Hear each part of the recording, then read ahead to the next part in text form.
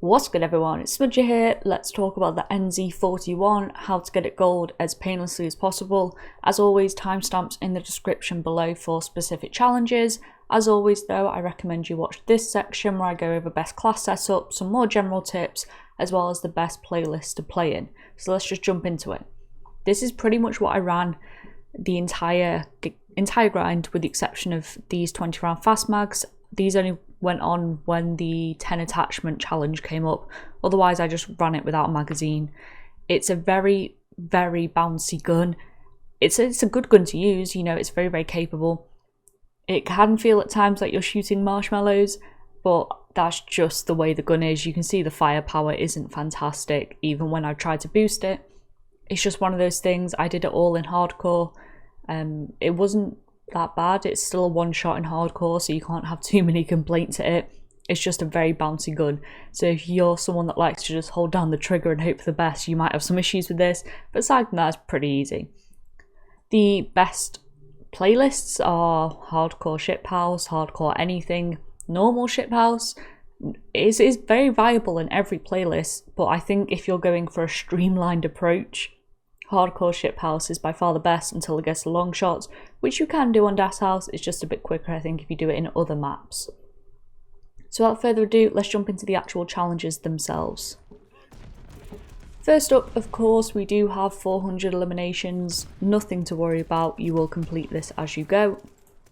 And then we have 100 headshots. Again, pretty easy. You don't need to focus on these because you will be needing to get another 100 later on, but it's really not difficult. You'll probably find you complete these as you do the rest of the challenges regardless, so no need to focus on them.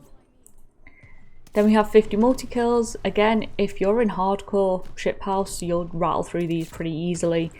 You shouldn't have any issues doing this, even in core game modes. It's a strong enough gun that you shouldn't have too many issues doing this, and you'll pick them up fairly naturally.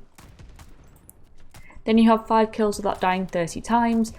It's an AR, it's a pretty solid gun. You shouldn't have too many issues. The kind of general tips apply though. If you play a bit more conservative, play your life, especially if you've got 2, 3, 4 kills, do be a bit more conservative till you get that final kill. Alternatively, if you are super struggling to get bloodthirsties, you can get 4 kills with your equipment, with another gun, and then switch to this, and as long as the 5th kill is with this weapon, it will count as bloodthirsty. Then we have 100 long range kills. Like I said, are possible in Das House. I'm sure you've all seen the people stood on deployable covers now. I do it myself at times. Otherwise, hardcore domination, patrol, or hardpoint are your best bets. They give you longer lines of sight. It's a one shot, one kill at a fair range of distances. You need to be about 40 meters, which is why I recommend those 3 modes, because you can gauge your distance off the hard point, the patrol zone, or the flags in domination. And then we have 100 close range kills. You should pick these up pretty naturally in shipment and Das House, especially shipment. Rattle through these, no issues. It's just one of those things, as maps inspire close range kills. And then you have 250 eliminations with 10 attachments equipped. This is when I put on the 20 round mag, purely because the other 2 magazines actually drop off the damage range, and that just wasn't for me. I decided to just suffer with the 20 round, which when you're in hardcore isn't actually that big of an issue, because obviously you're not using as many bullets to kill people, but this will be the sort of thing that you just do naturally as long as you have 10 attachments on. Then we have 100 headshots with the Orb Weaver 360 barrel, the MK3 SC stock, and Defender proficiency equipped. Pretty easy, and they're just headshots. The issue I think for a lot of people is when they're told to solely focus on headshots, all of a sudden they can't hit one to save their life. The biggest tip I can give here is your centering has to be on point if you are trying to rattle through these, and what I mean by that is anticipating where the enemy is going to walk around a corner and lining your crosshairs ready on their head. To do this, if you're completely unsure, if you have no way to gauge how tall an enemy is, you can use your teammates. If you hold an angle you know is high traffic, as your teammates run through that angle, you can track their head and use that to line it up with an enemy's head. It's a pretty simple way of kind of guaranteeing you're in the rough range to get headshots, and it's one of the best ways to kind of teach yourself where you need to be aiming. And after you've done that, 10, 20 times, you'll start to pick it up a bit more naturally, and you'll be able to center a little bit better without needing your teammates' heads.